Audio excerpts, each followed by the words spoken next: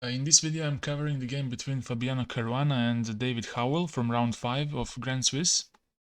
The opening was Ruy Lopez, Berlin defense, but white played d3 and we got this position. Let's just go quickly through the opening because I don't really know what to say about this. And around here, black played queen f6, trying to take over control over the d4 square. And now white choose to take on c6 to damage black structure and to limit this bishop on c5, to push it to b6 eventually.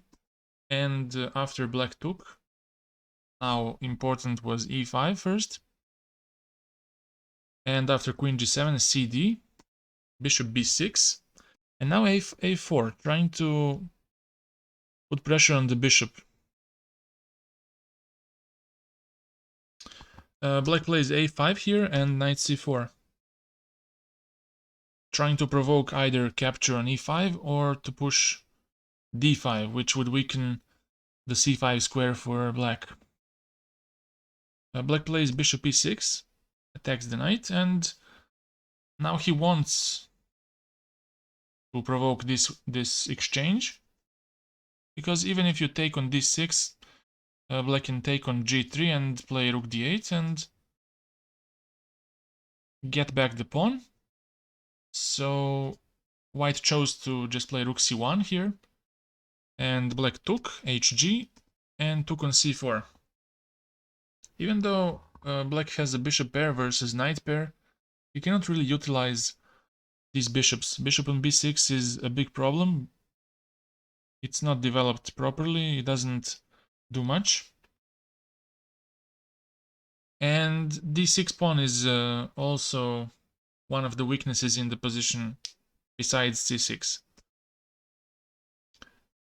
He took on c4, and after rook c4, black plays inaccurate move. He plays rook a d8.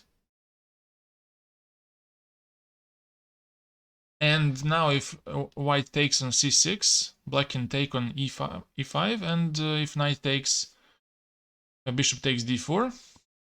So this doesn't work for white. Rook a d8.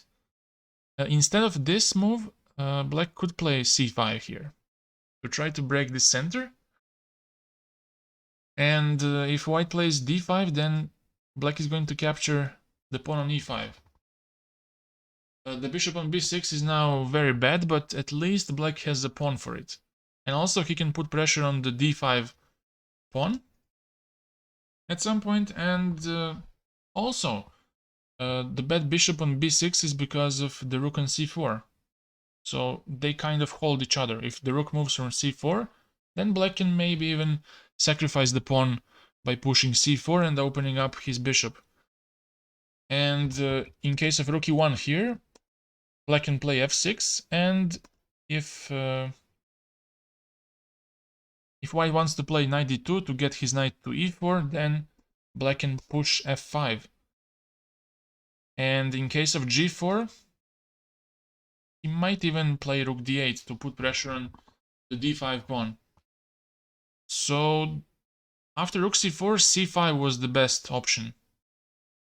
And in case of ed6, he would just capture back. And if something like b3 happens, rook a e8. If white tries to block with d5, then black might even switch the diagonals. Bishop d8, and if queen d2 happens to attack the a5 pawn, then h5 would lead to a very decent game for black. But instead, black plays rook a d8, and this is just the beginning of trouble for black. Now white plays rook e1, and now the point is that c5 now doesn't work because of d5.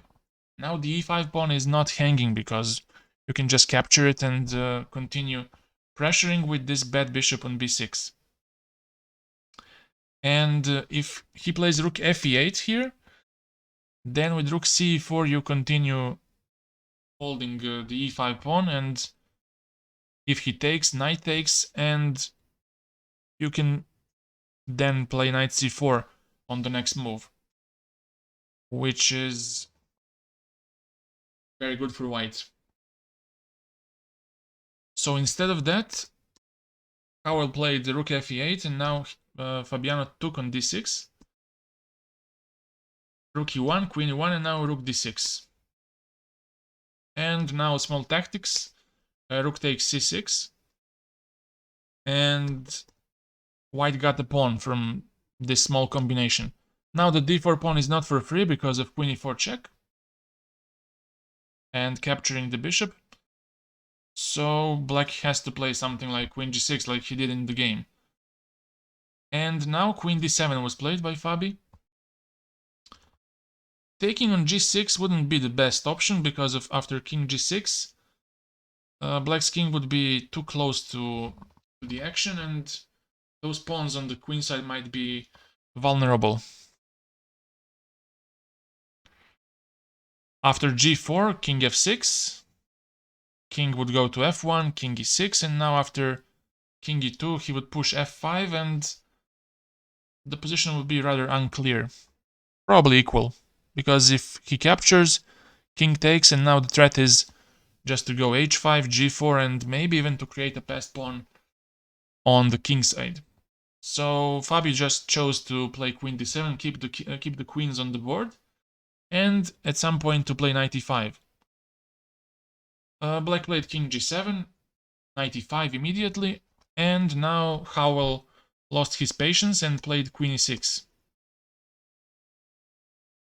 Here queen f6 was better, keeping the queens on the board and maybe going for something like h5 to create some complications on the king side.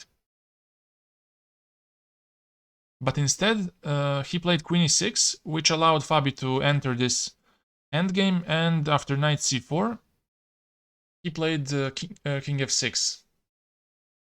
If he takes the pawn, white takes on a5, and on bishop takes b2, knight c6, and the a pawn is going to run, and black has to give up a bishop in that case. And if bishop a7, to avoid entering the pawn ending, still knight a5, bishop d4, knight c6, still the a pawn is running, like in the previous case, so it's equally hopeless. He tried with king f6, and now Fabi just entered this pawn ending with knight b6, cb6, and g4.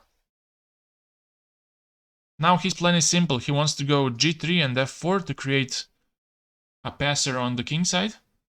Howell tries to do something by e5, but now he takes king e5 and now g3. And after king d4, if king e4 was played, then king g2 would be played, and after king e5 to stop f4, then white would just lose one tempo with f3, and black has to go from e5 to, let's say, f6, and now with f4, white creates a passed pawn and gets his king towards queen side. In the game, king d4 was played, and after f4, he resigned because he's going to, after he takes, after this, if black tries to break those pawns up, white would capture on h5, and after king f5, he would just be too slow.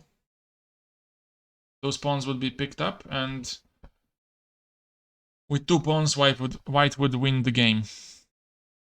Thank you for watching, and have a great day. Goodbye.